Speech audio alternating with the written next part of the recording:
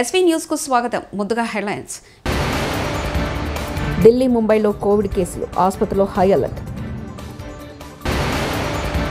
తెలంగాణకు పట్టిన దయ్యం రేవంత్ రెడ్డి, కేటీఆర్.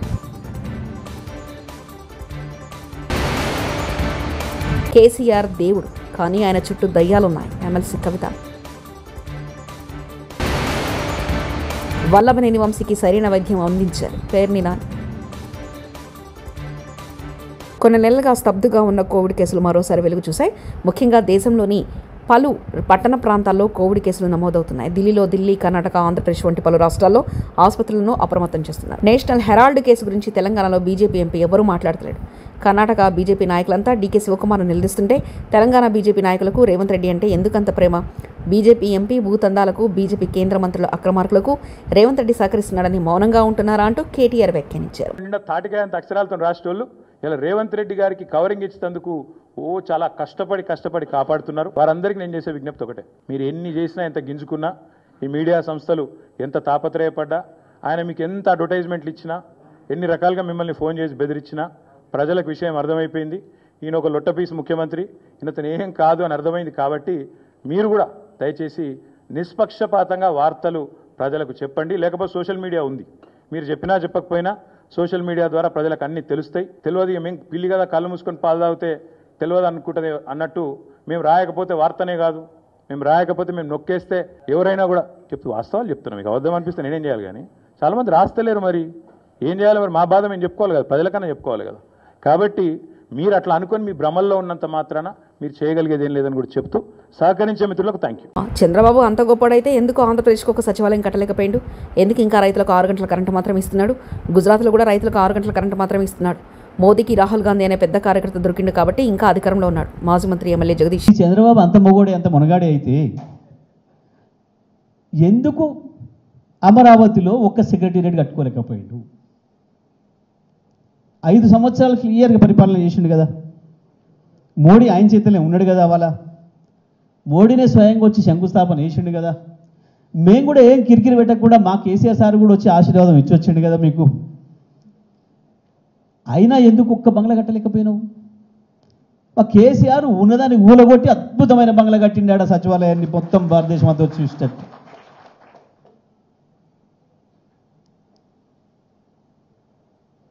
ఏది మీ మునగంతనం? మహామేధావులు ఇంత పొడుగు సర్టిఫికేట్ రాసుకుంటారు, వాళ్ళకి వాళ్ళే సంతకాలు పెట్టుకుంటారు, ఇట్లా బేషన్ భుజాలు కొట్టుకుంటారు వాళ్ళకి వాళ్ళే. ఏమైంది తెలివి?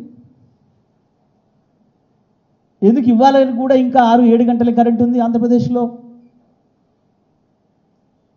ఇవాళకి కూడా 6-7 గంటల కరెంటు రైతాంగానికి. ఎందుకు కేసీఆర్ ఇవ్వగలిగిండు 3 ఏళ్లలో 24 గంటల కరెంట్?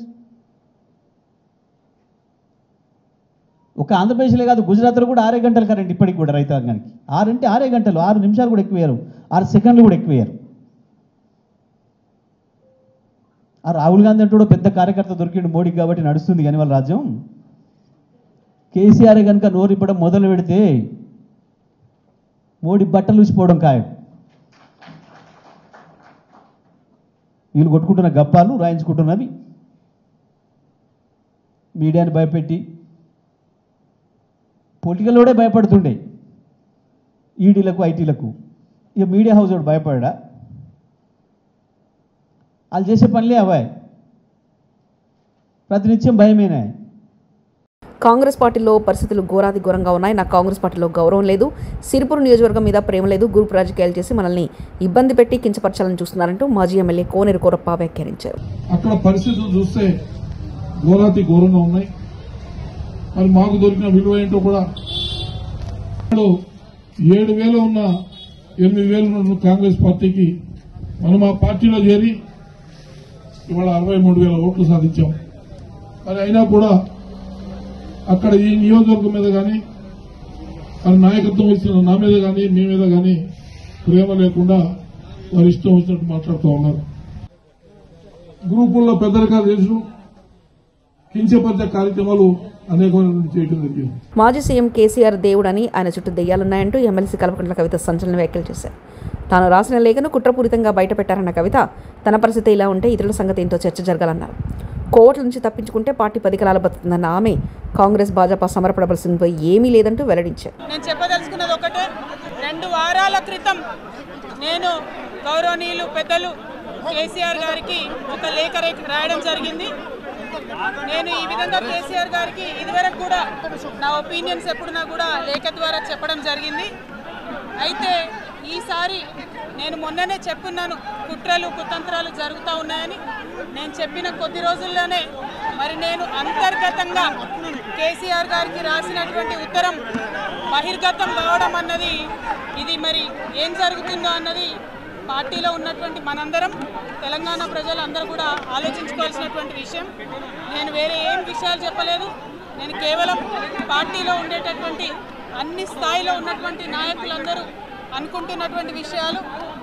దాదాపు సగం తెలంగాణ నేను ఈ సందర్భంగా ఈ మధ్యలో టూర్ చేసినటువంటి సందర్భంలో తెలంగాణ ప్రజలు అనుకుంటున్నటువంటి విషయాలను మాత్రమే నేను పెద్ద ఎత్తున చెప్పడం జరిగింది తప్పితే నా పర్సనల్ ఎజెండా ఏమీ లేదు. నాకు వ్యక్తిగతంగా ఎవరి మీద ద్వేషం లేదు, ఎవరి మీద ప్రేమ లేదు.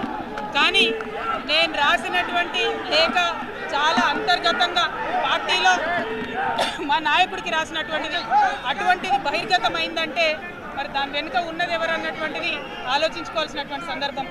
I have return to my father Shri KCR గారు feedback which I got from every stature of the leader from our party and from Telangana people broadly 2 weeks back.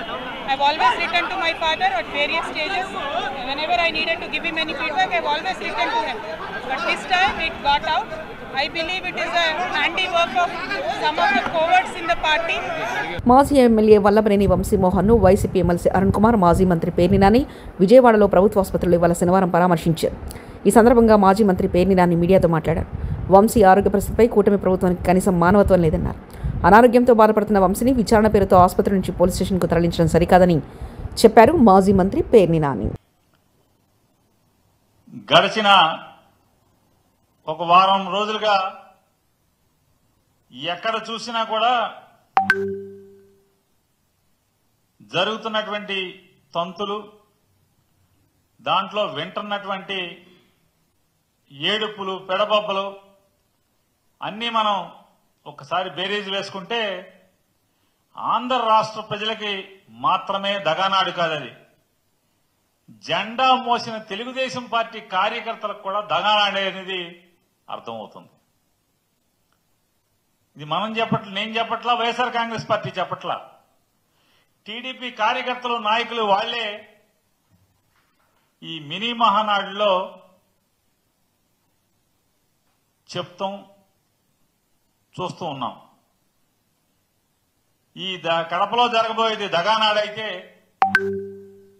జిల్లా జిల్లాకి జరిగినటువంటి మినీ మహానాడులన్నీ కూడా ఆక్రోశ నాడులుగా జరిగినటువంటి విషయాన్ని రాష్ట్ర ప్రజలందరూ కూడా మనందరం గమనించాం. ప్రతి ఛానలు ఈ ఆక్రోశ నాడుల్ని లేదా మినీ మహానాడు పేరుతో జరుగుతున్నటువంటి తెలుగుదేశం పార్టీ కార్యకర్తల ఆక్రోశ నాడుని మనందరం వీక్షించాం.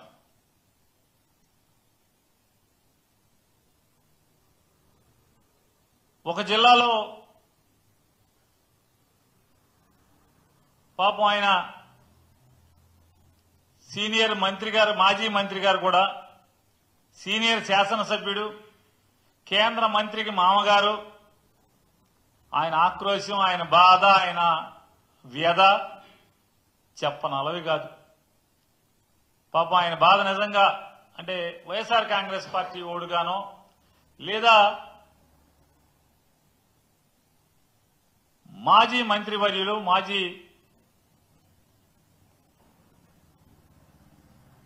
వైఎస్ఆర్ కాంగ్రెస్ పార్టీ మహిళా విభాగ అధ్యక్షురాలైనటువంటి రోజా గారి కుటుంబ సభ్యులు, ఆవిడ అభిమానులు, వారికి బాధ కలుగుద్దో కలగదో తెలియదు. కానీ ఇంకెవరికి చూసినా కూడా ఆయన వర్ణనాతీతమైనటువంటి ఆయన వ్యధా బాధలు చూస్తే ఈ బాధ పగోడికి కూడా రాకూడదురా అని చెప్పి జాలిపడేటువంటి పరిస్థితి. అంటే ఒక అధికార పార్టీలో రాజన్న సిరిసిల్ల జిల్లా గంభీరావుపేట మండలం కొత్తపల్లి గ్రామంలోని కొనుగోలు కేంద్రం వద్ద అకాల వర్షానికి తడిసి మొలకెత్తిన ధాన్యాన్ని వెంటనే కొనుగోలు చేయాలని రోడ్డుపై ధర్నాకు దిగిన రైతులు.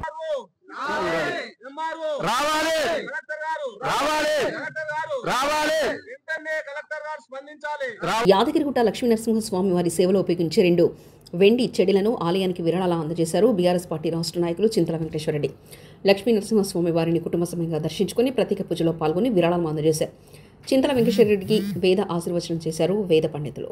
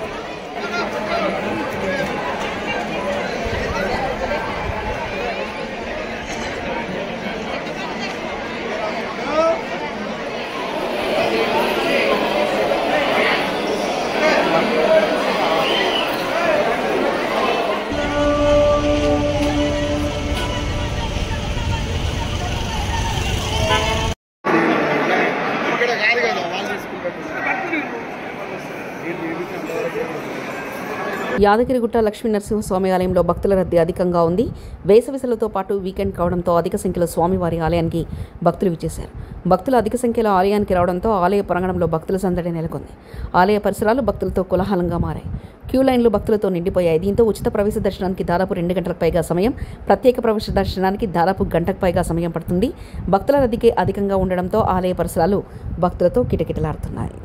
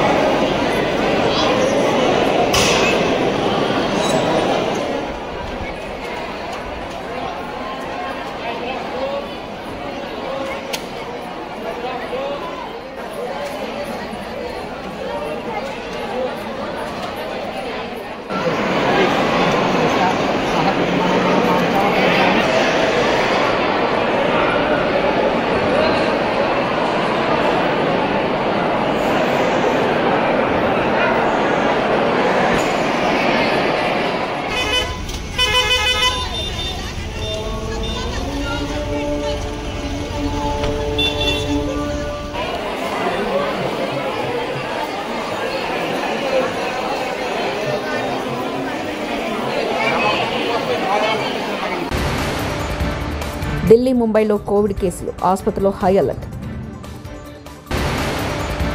తెలంగాణకు పట్టిన దయ్యం రేవంత్ రెడ్డి, కేటీఆర్. కేసీఆర్ దేవుడు, కానీ ఆయన చుట్టూ దయ్యాలున్నాయి, ఎమ్మెల్సీ కవిత. వల్లభనేని వంశీకి సరైన వైద్యం అందించారు, పేర్ని నాని. ఇవి బులెటిన్ విశేషాలు. చూస్తూనే ఉండండి ఎస్వీ న్యూస్.